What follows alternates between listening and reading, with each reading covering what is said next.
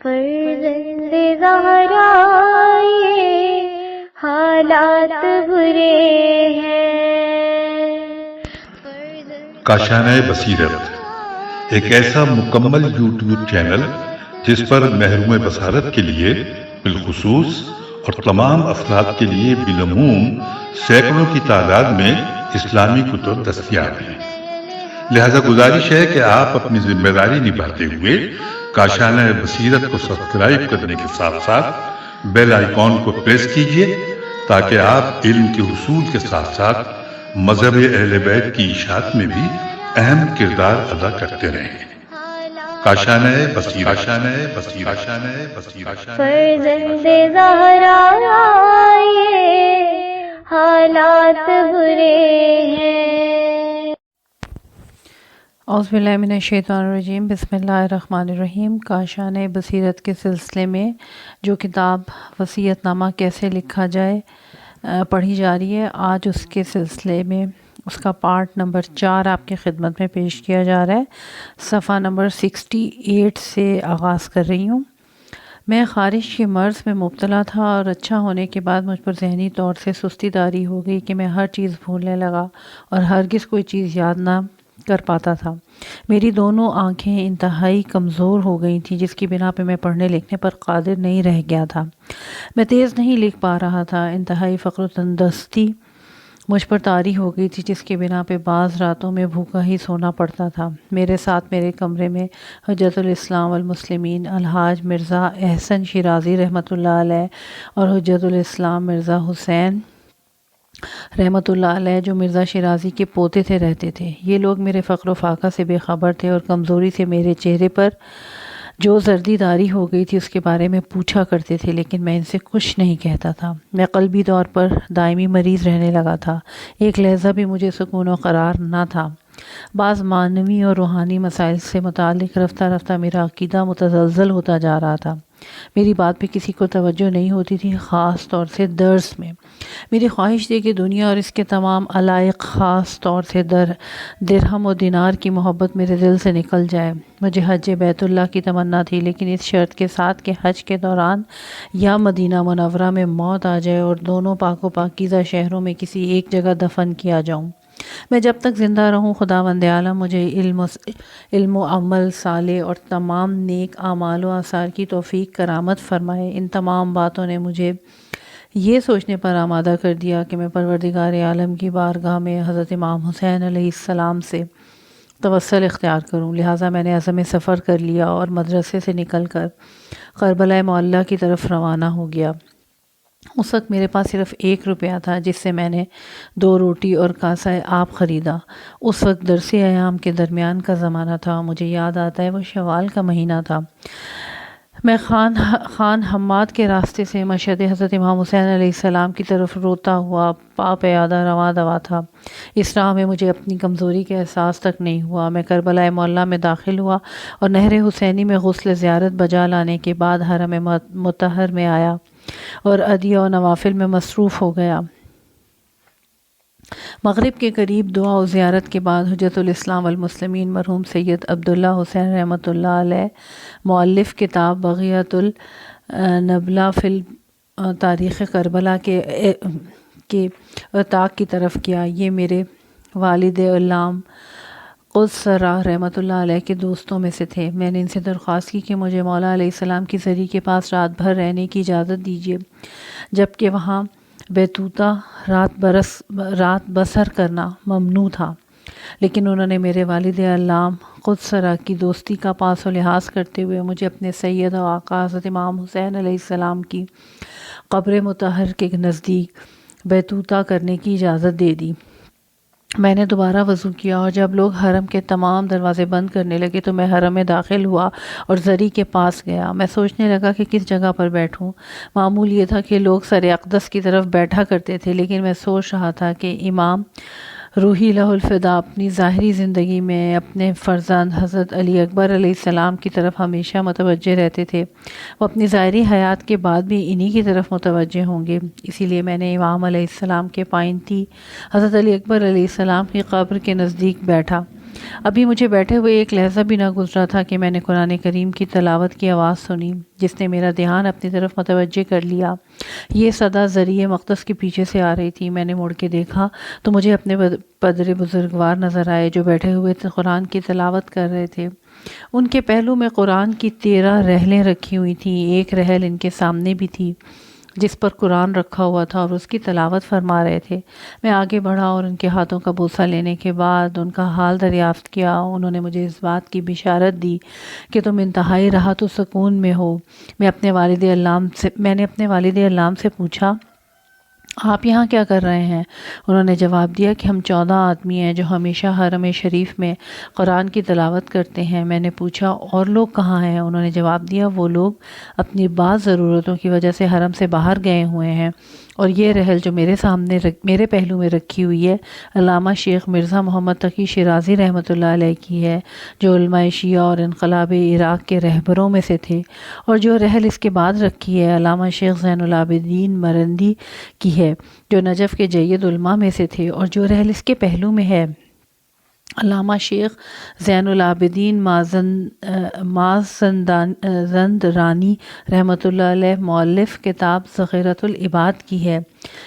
اسی طرح یکے بعد دیگر تمام علماء کرام کا نام شمار کیا، لیکن افسوس مجھے بقیہ حضرات کے نام یاد نہیں ہیں۔ پھر میرے والد علام نے مجھ سے پوچھا تم یہاں کیسے آئے ہو جبکہ آج کل درس و تحصیل کا زمانہ ہے؟ میں نے ان کی خدمت میں امام حسین علیہ السلام سے توسل کرتے ہوئے اپنی تمام حاجتیں جسے اوپر بیان کیا پیش کر دیا۔ انہوں نے مجھے حضرت امام حسین علیہ السلام کی خدمت میں جانے اور ان سے اپنی حاجت بیان کرنے کا حکم دے دیا۔ میں نے پوچھا امام علیہ السلام کہاں ہیں؟ انہوں نے اشارے سے کہا وہ زری کے اوپر ہیں، تم جلدی کرو کیونکہ امام حسین علیہ السلام ایک مریض زائر کی عیادت کے لیے جانا چاہتے ہیں۔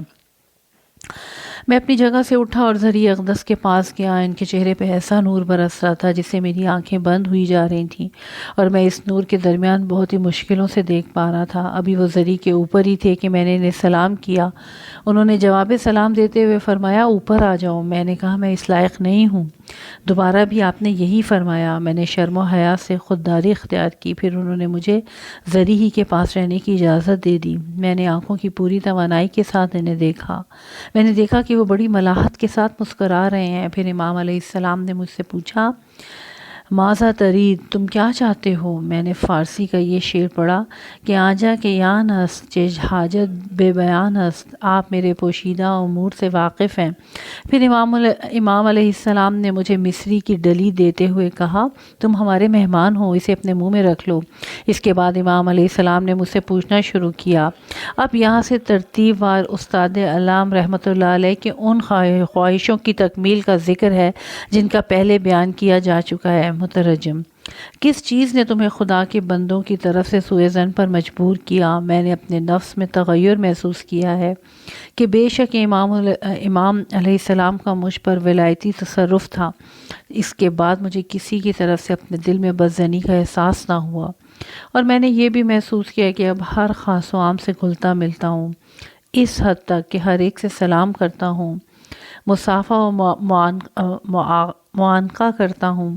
وہاں میں نے ایک ظاہر الصلاح شخص کو دیکھا جس کی امامت میں اذان صبح کے بعد فریضہ سحر ادا کیا، حالانکہ مجھے گمان تک بھی نہ تھا کہ کبھی ایسے شخص کی امامت میں نماز ادا کروں گا۔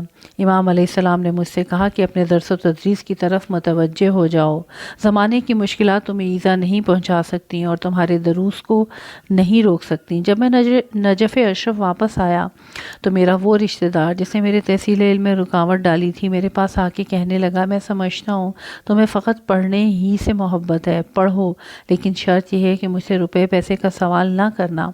امام علیہ السلام نے فرمایا ہم نے خدا سے تمہاری شفا طلب کی ہے۔ میں نے اسی لمحے محسوس کیا کہ میں مرض میں گرفتار ہی نہ تھا، اور وہ ذہنی سستی جو مجھ پر طاری ہوئی تھی دور ہو گئی۔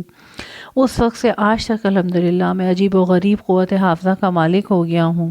امام علیہ السلام نے فرمایا ہم نے اپنے پروردگار عالم سے تمہارے لیے آنکھ کی تیز روشنی طلب کی ہے۔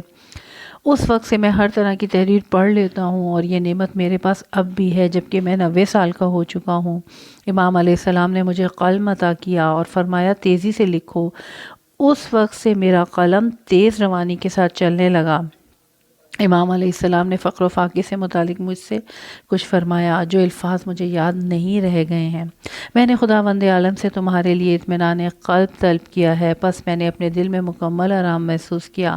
بعض روحانی اور معنوی مسائل سے متعلق امام علیہ السلام نے عقیدے کی ثبات و استحکام کی دعا فرمائی۔ ہم نے خداوند عالم سے اہل علم کے ساتھ خاص طور سے درس و تدریس میں تحمل طلب کیا ہے، اور لوگ تمہاری باتیں دل سے سنیں گے۔ امام علیہ السلام نے دنیا اور درہم و دینار کی محبت میرے دل سے نکل جانے کی دعا فرمائی۔ اس سوال کے جواب میں امام علیہ السلام خاموش رہے۔ مترجم: ہم نے خداوند عالم سے تمہاری دینی خدمات میں موفق اور اعمال قبول ہونے کی دعا فرمائی۔ خلاصہ: امام علیہ السلام نے حج کے علاوہ میرے تمام سوالوں کا جواب دیا۔ وہ اس طرف سے متعرض بھی نہ ہوئے اور میں نے بھی امام علیہ السلام سے اس کا سوال نہیں کیا۔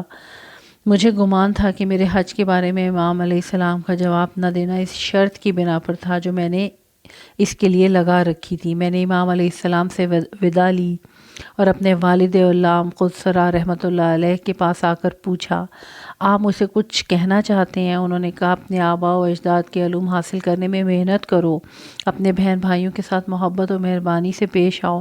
میں نے دوبارہ پوچھا کہ آپ کا مجھ سے کوئی خاص کام نہیں ہے جسے میں انجام دوں؟ انہوں نے فرمایا، میں انتہائی راحت و آرام سے ہوں، مجھے کوئی ضرورت نہیں ہے، صرف ایک چیز مجھے کھڑک رہی ہے اور وہ یہ ہے کہ عبدالرضا بقال بہبانی کا مختصر سا قرض میرے اوپر رہ گیا ہے۔ میں ان سے رخصت ہوا، اسی دوران حرم شریف کے دروازے کھلنے لگے۔ یہ اذان صبح کا وقت تھا۔ میں نے تجدید وضو کے بعد اس شخص کی امامت میں نماز ادا کی جس کا ذکر پہلے کر چکا ہوں، اور مجھے اس بات کا یقین ہو گیا کہ میری تمام ضرورتیں اور حاجتیں پوری ہو گئی ہیں۔ اس کے بعد میں نجف اشرف کی طرف پاپیادہ روانہ ہوا اور اس شہر مقدس کے مدرسہ قوام میں پہنچ گیا۔ میں نے طلبہ کو دیکھ کر انہیں سلام کیا، گویا وہ لوگ اس سے پہلے بھی میرے بھائی تھے۔ یہ کیفیت ان سے سوء ظن کے بعد کی ہے۔ میں بطریق احسن ان سے معانقہ و مصافحہ کرتا تھا اور ہمیشہ نماز جماعت میں شریک ہوتا تھا۔ ایک دن میں عبدالرضا کے پاس اپنے والد علام قدس سرا رحمۃ اللہ علیہ کا قرض معلوم کرنے گیا۔ اس نام کے 3 افراد پائے جاتے تھے۔ میں سب کے پاس گیا تو معلوم ہوا کہ تیسرے آدمی کا قرض میرے والد کے اوپر ہے۔ میں نے اس سے اپنے والد کے قرض کے سلسلے میں پوچھا تو اس نے کہا کہ یہ حساب و کتاب کے دفتر ہیں، ان میں دیکھ لو، وہ مرتب تھے۔ میں نے اس میں صفحہ صفحہ دیکھا، یہاں تک کہ اپنے والد کا نام نظر آیا جس میں 1 روز کے دودھ کی قیمت بطور قرض درج تھی۔ میں نے اس میں اضافہ کر کے قرض ادا کیا تاکہ عبدالرضا بقال بہبانی راضی ہو جائے۔ استاد علام رحمۃ اللہ علیہ پر حضرت امام حسین علیہ السلام کی یہ کرامت تھی جس کی بدولت وہ عصر حاضر میں ایک بے مثال شخصیت بن کر ابھرے۔ 5ویں کرامت: استاد علام رحمۃ اللہ علیہ کی حضرت امام زمانہ اجل اللہ فرجہ شریف سے ملاقات کی 3 حکایتیں ہیں جسے انہوں نے خود قلم بند فرمایا ہے۔ پہلا واقعہ: نجف اشرف میں علوم دین کی تحصیل اور فقہ اہل بیت علیہ السلام کی تعلیم کے زمانے میں مجھے حضرت بقیت اللہ اعظم امام زمانہ اجل اللہ فرجہ شریف کی زیارت کا بے حد اشتیاق تھا۔ اسی غرض سے میں نے ہر شب چہارشنبہ پاپیادہ مسجد سہلہ میں 40 مرتبہ جانے کا عہد کر لیا تھا تاکہ امام زمانہ کی زیارت سے مشرف ہو سکوں۔ میں نے اپنے اس عمل کو 35 یا 36 شب چہارشنبہ تک جاری رکھا۔ ایک مرتبہ اتفاق سے مجھے نجف اشرف سے نکلنے میں تاخیر ہو گئی۔ ہوا ابرد آلود تھی اور بارش بھی ہو رہی تھی۔ مسجد سہلہ کے قریب ایک خندق تھی۔ جب میں اندھیری رات میں رہزنوں اور ڈاکوؤں سے خوفزدہ وہاں تک پہنچا تو میں نے اپنے پس پشت سے قدموں کی آہٹ محسوس کی جس نے میری وحشت میں اور اضافہ کر دیا۔ میں نے اپنے پیچھے مڑ کر دیکھا تو ایک سید عربی بعد نشینوں کے لباس میں نظر آیا۔ وہ مجھ سے قریب ہوا اور میرے نزدیک آ کر فصیح زبان میں بولا، یا سید سلام علیکم۔ میں نے اپنے آپ میں خوف و دہشت کا احساس ختم ہوتے پایا اور مجھے سکون و اطمینان حاصل ہو گیا، لیکن مجھے اس بات پر تعجب ہوا کہ کیسے اس نے اندھیری رات میں مجھے پہچان لیا۔ میں اس سے بے خبر ہی رہا۔ بہرحال ہم دونوں گفتگو کرتے ہوئے چلتے رہے۔ اس نے مجھ سے پوچھا، آپ کہاں جانا چاہتے ہیں؟ میں نے جواب دیا، مسجد سہلہ۔ اس نے پوچھا، کس ارادے سے؟ میں نے جواب دیا، حضرت بقیت اللہ اعظم علیہ اجل اللہ فرجہ شریف کی زیارت کے قصد سے۔ تھوڑی دیر کے بعد ہم مسجد زین بن سوہان کے قریب پہنچے جو مسجد سہلہ سے قریب ایک چھوٹی مسجد ہے۔ سید عربی نے کہا کیا اچھا ہوتا اگر ہم اس مسجد میں نماز ادا کرتے۔ ہم مسجد میں داخل ہوئے اور نماز ادا کی۔ نماز کے بعد سید عربی نے دعائیں پڑھیں۔ مجھے ایسا محسوس ہوا جیسے مسجد کے در و دیوار اس کے ساتھ دعائیں پڑھ رہے تھے۔ اس کے بعد میں نے اپنے آپ میں ایک عجیب انقلاب محسوس کیا جسے میں بیان نہیں کر سکتا۔ دعائیں پڑھنے کے بعد سید عربی نے مجھ سے کہا اے سید تم بھوکے ہو، کیا اچھا ہو اگر تم ہمارے ساتھ کھانا کھاتے۔ اس نے اپنے ابا کے نیچے سے ایک دسترخوان نکالا جس میں 3 روٹیاں اور 2 یا 3 تر و تازہ خیار رکھے ہوئے تھے جیسے انہیں ابھی ابھی باغ سے توڑا گیا ہو۔ اگرچہ یہ سردی کا زمانہ تھا لیکن میرا دھیان اس بات کی طرف متوجہ نہیں ہوا کہ یہ تر و تازہ خیار اس موسم میں کہاں سے آئے۔ پھر اس نے سید کے حکم سے کھانا کھایا۔ اس کے بعد سید عربی نے کہا اٹھو اور مسجد سہلہ چلیں۔ ہم مسجد میں داخل ہوئے۔ سید عربی ان اعمال کے بجا لانے میں مصروف ہو گیا جو اس مسجد سے متعلق روایات میں وارد ہوئے ہیں۔ میں ان کی اتباع کرتا رہا۔ انہوں نے مغرب و عشاء کی نماز پڑھی، میں نے بھی بے اختیار ان کی اقتداء کی اور اس طرف متوجہ نہیں ہوا کہ یہ سید کون ہے۔ اعمال سے فارغ ہونے کے بعد سید عربی نے مجھ سے فرمایا کیا تم بھی دوسرے افراد کی طرح اعمال ادا کرنے کے بعد مسجد کوفہ جاؤ گے یا مسجد سہلہ میں ہی ٹھہرو گے؟ میں نے کہا مسجد سہلہ میں ہی رات بسر کروں گا۔ پھر ہم مسجد کے وسط جہاں حضرت امام جعفر صادق علیہ السلام کا مقام ہے بیٹھے۔ میں نے سید عربی سے کہا کہ اگر تمہیں چائے، قہوہ یا دخانیات کی حاجت ہو تو اسے فراہم کروں۔ اس نے ایک جامع کلمہ جواب دیا کہ حاضل امور من فضول المعاش و نحن جنب ان فضول المعاش، یہ امور فضولیات میں سے ہے اور ہم فضولیات سے پرہیز کرتے ہیں۔ یہ کلمات میرے وجود کی گہرائی میں اتر گئے اور جب بھی چائے پیتا ہوں یہ کلمات یاد آ جاتے ہیں جس سے میرے شانے لرزنے لگتے ہیں۔ بہرکیف یہ نشست تقریباً 2 گھنٹے تک جاری رہی اور اس دوران کچھ موضوعات پر بحث ہوئی جن میں سے بعض موضوعات کی طرف اشارہ کر رہے ہیں۔ استخارے کے سلسلے میں گفتگو ہوئی تو سید عربی نے کہا تسبیح سے کس طرح استخارہ کرتے ہو؟ میں نے کہا پہلے 3 مرتبہ درود، اس کے بعد 3 مرتبہ استغفر اللہ برحمتی خیرتن فی عافیہ پڑھتے ہیں، پھر تسبیح کے دانوں کو 2 کر کے شمار کرتے ہیں، اگر آخر میں 2 باقی رہے تو بد ہے اور اگر 1 باقی رہے تو نیک ہے۔ سید عربی نے کہا اس استخارے کا ایک تتمنہ بھی ہے جو تمہیں نہیں معلوم اور وہ یہ ہے کہ جب 1 باقی رہے تو فوراً استخارے کے نیک ہونے کا حکم مت دو بلکہ تھوڑی دیر ٹھہرو اور دوبارہ ترک عمل پر استخارہ کرو۔ اگر آخر میں 2 باقی، پہلا استخارہ نیک اور 1 باقی رہے تو پہلا استخارہ میانہ ہے۔ میں نے اپنے دل میں کہا علمی قواعد کے مطابق اس سے دلیل مانگنا چاہیے۔ انہوں نے جواب دیا ہم نے بلند مقام سے تعلق اختیار کیا ہے۔ مجھے اس قول سے اطمینان ہو گیا۔ اس کے باوجود میں اب تک متوجہ نہ ہوا کہ یہ سید کون ہے۔ دوسری گفتگو جو ہمارے درمیان اس نشست میں ہوئی وہ یہ کہ سید عربی نے نماز یومیہ کے بعد کچھ مخصوص سورہ پڑھنے کی تاکید کی اور کہا نماز صبح کے بعد سورہ یاسین، نماز ظہر کے بعد سورہ عامہ، نماز عصر کے بعد سورہ نور، نماز مغرب کے بعد سورہ واقعہ اور نماز عشاء کے بعد سورہ ملک پڑھا کرو۔ انہوں نے نماز مغربین کی پہلی 2 رکعتوں کے بارے میں فرمایا کہ پہلی رکعت میں سورہ الحمد کے بعد جو سورہ چاہو پڑھو لیکن دوسری رکعت میں سورہ حمد کے بعد سورہ واقعہ پڑھا کرو۔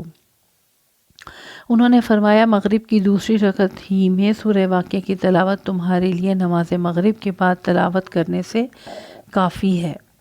انہوں نے نماز یومیہ کے بعد یہ دعا پڑھنے کی تاکید کی اللہم سرحنی من الحموم والمغموم ووحشت الصدر ووسوسۃ الشیطان برحمتک یا ارحم الراحمین۔ انہوں نے محقق حلی رحمۃ اللہ علیہ کی شرائع الاسلام کی تعریف کی اور کہا چند مسائل کے علاوہ اس کے تمام مسائل واقع کے مطابق ہیں۔ انہوں نے قرآن پڑھنے کی تاکید کی اور کہا ثواب ان چیزوں کو بخش دو جن کا کوئی وارث نہ ہو یا وارث تو ہوں لیکن وہ اپنے مردوں کو یاد نہ کرتے ہوں۔ نماز یومیہ میں تحت الحنک باندھنے کی تاکید کی جیسا علماء عرب انجام دیتے تھے۔ پھر انہوں نے تحت الحنک کو گلے کے نیچے سے نکال کر اس کا سرا امامے میں رکھا اور کہا اس طریقے سے شرع مقدس میں وارد ہوا ہے۔ انہوں نے مجھے زیارت حضرت ابو عبداللہ الحسین علیہ السلام کی تاکید کی۔ انہوں نے میرے حق میں ان الفاظ کے ذریعے دعا کی، جعلک اللہ من خدمت شرع، خداوند عالم تمہیں دین کے خدمت گزاروں میں قرار دے۔ میں نے ان سے کہا مجھے نہیں معلوم کہ کیا میری عاقبت بخیر ہے، کیا میں رسول خدا صلی اللہ علیہ وآلہ وسلم کے نزدیک سرخرو ہوں؟ انہوں نے جواب دیا تمہاری عاقبت بخیر ہے اور کوششیں لائق شکریہ ہیں، تم رسول خدا صلی اللہ علیہ وآلہ وسلم کے نزدیک سرخرو ہو۔ میں نے کہا میں نہیں جانتا کہ میرے والدین اور اساتذہ اور صاحبان حقوق مجھ سے راضی ہیں۔ انہوں نے جواب دیا سب تم سے راضی ہیں اور تمہارے لیے دعائیں کرتے ہیں۔ میں نے کہا آپ میرے حق میں دعا کیجیے کہ تصنیف و تالیف کے سلسلے میں موقف ہو سکوں۔ انہوں نے میرے حق میں دعا فرمائی۔ اس کے علاوہ اور بھی دوسرے موضوعات پر گفتگو ہوئی جس کی تفصیل کی گنجائش نہیں۔ اس دوران میں نے ایک ضرورت سے مسجد سے خارج ہونے کا ارادہ کیا اور اس حوض کے پاس آیا جو مسجد کے اندر درمیان راہ واقع تھا۔ میرے ذہن میں اس رات کے واقعات آئے اور اس باعظمت سید کا بھی خیال آیا۔ ہو نہ ہو وہی میرا مقصود ہو، جیسے ہی میرے دل میں یہ خیال آیا میں بے چینی کے ساتھ واپس ہوا، لیکن وہاں اس جلیل القدر سید یعنی امام زمانہ جل اللہ فرجہ شریف کا نشان تک نہ پایا اور کوئی دوسرا شخص بھی مسجد میں نہیں تھا۔ مجھے یقین ہو گیا کہ جس کی مجھے تلاش تھی وہ حاصل ہو گیا اور میں غفلت کا شکار ہی رہا۔ میں اپنی اس غفلت پر پھوٹ پھوٹ کر رویا اور دیوانوں کی طرح صبح تک مسجد کے اطراف میں اس عاشق مجنون کے مانند پھرتا رہا جو وصال کے بعد دوبارہ ہجر میں مبتلا ہو گیا ہو۔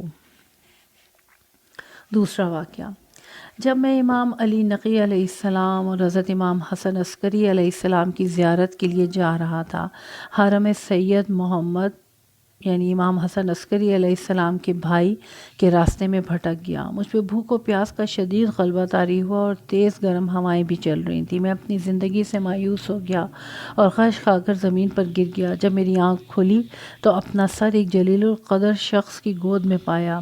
اس نے شیریں پانی پلایا جس کی ٹھنڈک اور حلاوت کا مزہ مجھے پوری عمر میں نصیب نہیں ہوا تھا۔ پانی پلانے کے بعد اس عرب نے کہا اے سید اس نہر میں غسل کر لو۔ میں نے کہا اے بھائی یہاں تو کوئی نہر نہیں ہے، میں پیاس سے ہلاک ہو رہا تھا، تو نے ہی مجھے نجات دی ہے۔ اس جلیل القدر شخصیت نے کہا یہ شیریں پانی ہے، ابھی اس نے یہ کہا ہی تھا کہ میں نے ایک صاف و شفاف نہر دیکھی، اور حیرت کی حالت میں اپنے آپ سے کہنے لگا نہر تو میرے پاس ہی تھی اور میں ہلاک ہو رہا تھا۔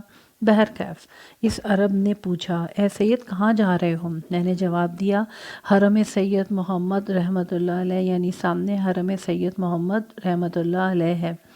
میں نے خود کو حرم سید محمد رحمۃ اللہ علیہ کے قبے کے سائے میں پایا جبکہ قادسیہ میں گم ہوا تھا اور وہاں سے حرم سید محمد رحمۃ اللہ علیہ کی مسافت بہت ہے۔ جب تک میں ان کی خدمت میں رہا انہوں نے مجھے چند باتوں کی تاکید کی۔ پہلا، قرآن شریف کی زیادہ سے زیادہ تلاوت کرو۔ دوسرا، جو تحریف قرآن کے قائل ہیں ان کا شدت سے انکار کرو، حتیٰ کہ جس نے تحریف کی حدیثیں گھڑی ہیں ان کے لیے بددعا کرو۔ تیسرا، میت کی زبان کے نیچے حقیق کی انگوٹھی رکھو جس پہ چہاردہ معصومین علیہ السلام کے اسما کندہ ہوں۔ چوتھا، والدین کے ساتھ نیکی کرو خواہ وہ زندہ ہوں یا مر گئے ہوں۔ پانچواں، ائمہ معصومین علیہم السلام ان کی اولاد کی قبروں کی زیارت اور ان کی تعظیم کرو۔ چھٹا، سادات کا احترام کرو۔ اس کے بعد فرمایا اے سید اہل بیت علیہم السلام سے اپنی نسبت کی قدر و منزلت کو پہچانو اور اس نعمت کا شکریہ ادا کرو جو تمہارے لیے بڑی سعادت اور افتخار کا باعث ہے۔ تلاوت قرآن اور نماز شب کی تاکید کرتے ہوئے فرمایا اے سید ہمیں اہل علم پر افسوس ہے جو ہماری طرف اپنی نسبت دیتے ہیں اور ان اعمال کو انجام نہیں دیتے۔ آٹھواں، تسبیح فاطمہ الزہرا علیہ السلام پڑھنے کی تاکید کی۔ نواں، نزدیک و بعید سے حضرت سید الشہداء علیہ السلام، اولاد ائمہ علیہ السلام اور علماء و صالحین علیہ السلام کی زیارت کی تاکید کی۔ مسجد نبویہ میں حضرت فاطمہ الزہرا کے دیے ہوئے خطبے کو حفظ کرنے کی تاکید کی۔ 11واں، امام علی علیہ السلام کے خطبہ شقیقہ کو حفظ کرنے کی تاکید کی۔ ثانی زہرا حضرت زینب سلام اللہ علیہ کے دربار یزید میں دیے ہوئے خطبے کو یاد کرنے پر تاکید کی۔ اس کے علاوہ اور بھی دوسرے فوائد پر گفتگو ہوئی۔ ابھی میرے دل میں یہ خیال بھی نہ آیا تھا کہ یہ عرب کون ہے، وہ نگاہوں سے غائب ہو گئے۔ تیسرا واقعہ، اپنے سامرا قیام کے دوران میں نے سردی کے موسم میں ایک رات اس مقدس سرداب میں بسر کی جہاں سے امام زمانہ علیہ السلام غائب ہوئے تھے۔ شب کے پچھلے پہر میں نے اچانک قدموں کی آہٹ محسوس کی، جبکہ سرداب کا دروازہ بند تھا۔ میں بے چین ہوا کہ کہیں دشمنان اہل بیت علیہم السلام میں سے کوئی میرے قاتل کے ارادے سے نہ آیا ہو۔ میرے قریب جو شمع جل رہی تھی بجھ گئی۔ دفعتاً ایک دلکش آواز نے میرا نام لے کر مجھے سلام کیا اور میں نے جواب سلام دیتے ہوئے پوچھا، آپ کون ہیں؟ انہوں نے جواب دیا، آپ کے چچا زاد بھائیوں میں سے ہوں۔ میں نے کہا، سرداب کے دروازے تو بند تھے، آپ یہاں تک کیسے آئے؟ انہوں نے جواب دیا، خداوند عالم ہر شے پر قدرت رکھتا ہے۔ میں نے کہا، آپ کہاں کے باشندے ہیں؟ انہوں نے جواب دیا، حجاز کا رہنے والا ہوں۔ اس کے بعد سید حجازی نے پوچھا، تم اس وقت کس مقصد کے تحت یہاں آئے ہو؟ میں نے جواب دیا، اپنی ضرورتوں کے تحت۔ سید حجازی نے کہا، تمہاری ضرورتیں یقیناً بر آئیں گی۔ پھر انہوں نے مجھے نماز جماعت، صلہ رحم، اساتذہ و معلمین کے حقوق کی رعایت، فقہ، تفسیر و حدیث کے مطالعے، نیز نہج البلاغہ اور صحیفہ سجادیہ کے یاد کرنے کی تاکید کی۔ میں نے ان سے درخواست کی کہ بارگاہ ایزدی میں آپ میرے لیے دعا فرما دیں۔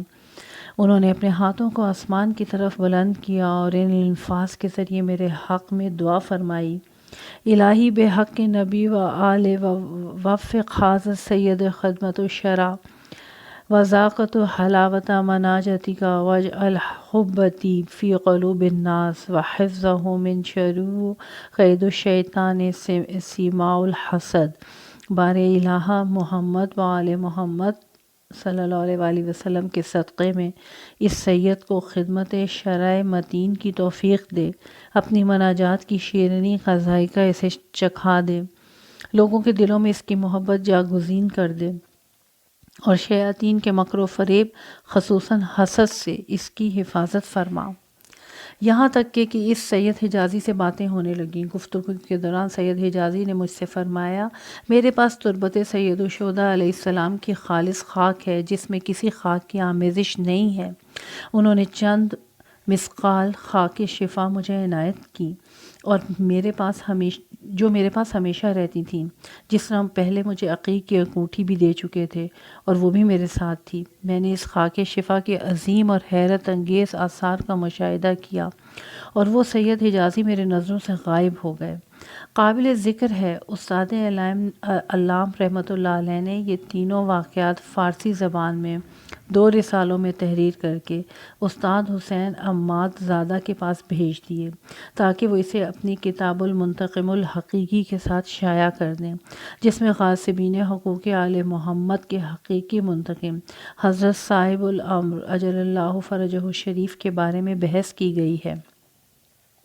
استاد علام رحمۃ اللہ علیہ نے بیان کیا ہے کہ سید جلیل صاحبان علم میں سے ہیں اور خانوادہ رسالت کے ایک فرد ہیں جن کے زہد و ورع، صدق بیانی اور راست گفتاری پر قطع و یقین حاصل ہے۔ جب میں نجف اشرف کے دینی علوم کی تحصیل اور فقہ اہل بیت علیہم السلام کی تعلیم میں منہمک تھا، سید جلیل رحمۃ اللہ علیہ نے یہ تینوں واقعات ابتدا سے انتہا تک نقل کیے ہیں۔ میں یعنی مؤلف نے یہ تینوں واقعات خود استاد علام رحمۃ اللہ علیہ سے دریافت کیے تاکہ مجھے ان کے صاحب تشرف ہونے کا یقین ہو جائے۔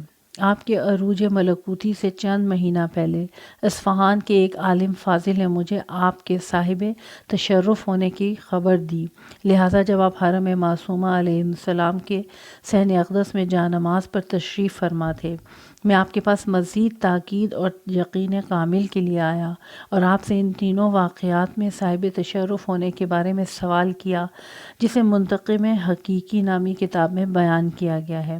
استاد علام رحمۃ اللہ علیہ نے فرمایا، یہ واقعات نوجوانوں سے بیان نہ کرنا، وہ اس کا تحمل نہیں کر سکتے۔ میں نے کہا اے میرے سید و سردار، میں اسے اپنے خاص بھائیوں اور شاگردوں سے بیان کروں گا۔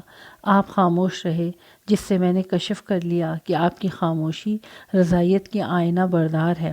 جیسا کہ آپ کو معلوم ہوا کہ استاد علام رحمۃ اللہ علیہ نے اپنے بعض خاص افراد سے فرمایا تھا کہ یہ واقعات میری موت کے بعد ہی بیان کیے جائیں۔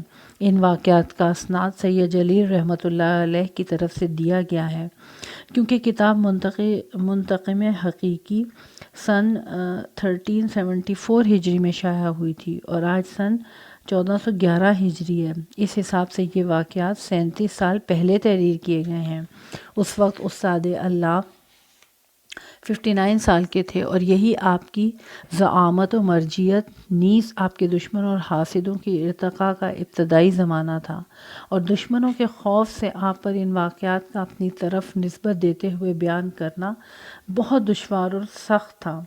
اس کے علاوہ اور بھی دوسرے قرائن ہیں جو آپ کے صاحب تشرف ہونے پر صراحتاً دلالت کرتے ہیں، جیسا کہ آپ نے اپنی وصیت میں فرمایا ہے کہ میرے سینے پر ذریعہ حسین علیہ السلام کی خاک رکھی جائے، جس سے میرا کفن محفوظ رہے اور میں مصروف اظہر ہوں۔ اسی طرح میرے دہن میں 2 عقیق کی انگشتری رکھی جائے، ایک پر صاحب قصہ کے مقدس اسما اور دوسرے پر چہاردہ معصومین علیہ السلام کے مبارک نام کندہ ہوں۔ آپ کو حضرت بقیت اللہ اعظم اجل اللہ فرجہ شریف نے ایک انگشتری اور خالص خاک شفا عنایت فرمائی تھی، جس کا ذکر پہلے ہو چکا ہے۔ اسی طرح اپنی پہلی وصیت میں فرماتے ہیں کہ میں اسے تہذیب نفس اور مجاہدات شریعہ کی وصیت کرتا ہوں، چونکہ جو کچھ بھی مجھے حاصل ہوا ہے اسی کے ذریعے حاصل ہوا ہے، اور رب کریم نے مجھے وہ کچھ عطا کیا ہے جسے کان سننے سے عاجز اور زمانے کی نظریں دیکھنے سے قاصر ہے۔ پروردگار کی عظیم عطا اور بے پایاں فضل پر اس کا شکر گزار ہوں۔ اے میرے فرزند، میں نے اس کے بعض اسرار و رموز اپنی مخصوص کتاب صلوات الحزین میں بیان کر دیے ہیں۔ ہم اللہ سے دست بدعا ہیں کہ وہ استاد علام رحمۃ اللہ علیہ کی اولاد اور شاگردوں کو آپ کے عظیم مؤلفات اور خاص طور پر اس کتاب کے نشر کرنے کی توفیق دے جس کا ذکر آپ نے اپنی وصیت میں کیا ہے۔ استاد علام رحمۃ اللہ علیہ اپنے ہم عصر مراجع کرام رحمۃ اللہ علیہ اور فقہائے اعظام رحمۃ اللہ علیہ کے درمیان کچھ خصوصیات میں ممتاز اور مشہور تھے۔ خداوند عالم ان کی قدر و منزلت اور شان و شوکت میں مزید اضافہ فرمائے۔ چند امتیازی خصوصیات۔ نمبر 1، علمی آثار اور مخطوطہ کتابوں کے حفظ و نگہداشت میں آپ کو بے پایاں محبت تھی، اور یہ محبت ایک عظیم کتب خانے کی شکل میں ظاہر ہوئی جو اس وقت حوزہ علمیہ قم کا سب سے بڑا کتب خانہ ہے۔ نمبر 2، مختلف علوم و فنون کی تحصیل کا آپ کو بے حد شوق تھا، جس کی بنا پر مختلف علوم و فنون میں سینکڑوں کتابیں اور ہزاروں صفحات تحریر کیے۔ مسانید و اسانید کی حفاظت میں آپ کو عشق کی حد تک شوق تھا، جس کے نتیجے میں علماء امامیہ، زیدیہ، اسماعیلیہ اور عامہ کے تقریباً 200 اجازہ روایت محفوظ تھے۔ اہل بیت علیہ السلام عصمت و طہارت سے آپ کو انتہائی محبت اور کمال کی حد تک عشق تھا۔ آپ کا کوئی ایسا مکتوب و مرقوم نہیں ہے جسے اہل بیت علیہ السلام کے ذکر پر ختم نہ کیا گیا ہو۔ آپ اہل بیت علیہ السلام کے سچے شہدائی تھے، خصوصاً سید الشہداء حضرت امام حسین علیہ السلام۔ واقعہ عاشورہ کے ذکر اور عزاداران حسینی پر دل و جان سے قربان تھے۔ انہوں نے ایک دن مجھ سے فرمایا، عالم شباب میں ہم طلبہ کی جماعت جن میں روح اللہ موسوی خمینی رضوان اللہ علیہ بھی شامل تھے، محرم کی راتوں میں سحر تک سید الشہداء علیہ السلام اور اہل بیت اطہار علیہ السلام کی مظلومیت پر آنسو بہاتی، رخساروں پر تماچے مارتی اور گریہ و زاری کرتی تھیں۔ آپ نے نصیحت آمیز انداز میں فرمایا کہ اگر خداوند کریم تمہیں علمی اور عملی زندگی میں توفیق عنایت فرمائے تو یہ 3 چیزیں اپنا شعار بنا لو۔ نمبر 1، ہمیشہ باطہارت رہو۔ نمبر 2، کسی بھی جنازے کو دیکھو تو اس کی معیشت کرو، خواہ چند ہی قدم کیوں نہ ہو۔ نمبر 3، عزائے حسین علیہ السلام میں کسی بھی عنوان سے شرکت کرو۔ میں حوزہ علمیہ قم کے معروف ترین مدرسین میں تھا، اس کے باوجود مجالس اور حسینی عزاداروں کے درمیان چائے تقسیم کیا کرتا تھا۔ مجھے یاد ہے کہ استاد علام اپنی زندگی کے آخری ایام میں عاشوراء کے دن غروب آفتاب کے وقت صحن معصومہ قم علیہ السلام میں نماز جماعت کے لیے تشریف لائے۔ اس وقت حسینی دستے اور انجمنیں ماتم میں مشغول تھیں۔ لوگ رخساروں پر تماچے مار رہے تھے، سر و سینہ پیٹ رہے تھے، زنجیروں کا ماتم ہو رہا تھا، نوحہ و بغا کی صدائیں بلند تھیں۔ جب مکبر نے نماز جماعت کی مقدار بھر توقف کی درخواست کی تو میں ان کے پاس ہی تھا۔ جیسے ہی استاد علام نے یہ جملہ سنا، ان کا چہرہ غصے سے سرخ ہو گیا اور مکبر کو ڈانٹتے ہوئے کہا، ترجمہ: خاموش ہو جاؤ، اگر یہ عزاداری نہ ہوتی تو نماز جماعت نہ ہوتی۔ انہیں سید الشہداء حضرت امام حسین علیہ السلام کی مظلومی پر یہ گریہ وزاری اور نوحہ و بکا کرنے دو۔ اگر یہ عزاداری اور ماتمی انجمنیں نہ ہوتی تو ہمارے دشمن واقعہ خونین کربلا نیز یزید اور اس کے ساتھیوں کے ظلم سے انکار کر دیتے، جس طرح بعض لوگوں نے غدیر کے واقعے کا انکار کر دیا۔ ہاں، واقعہ سید الشہداء کا اعتقاد رکھنا اور اس کا تذکرہ کرنے سے انسان باوقار ہوتا ہے۔ اپنی زندگی کے آخری ایام میں جب آپ آپریشن کے لیے ہاسپٹل جانے لگے تو اپنے گھر سے ملے ہوئے امام باڑے میں خدا سے شفا حاصل کرنے کے لیے آپریشن کی جگہ کو منبر حسین سے تبرکت اور تیمماً مس کیا۔ یہ صفحہ نمبر 93 پر حصہ چہارم اختتام پذیر ہوتا ہے۔ انشاءاللہ صفحہ نمبر 94 سے پھر پارٹ نمبر 5 کا آغاز کیا جائے گا۔ ابھی یہ کتاب وصیت نامہ کیسے لکھا جائے جاری و ساری ہے۔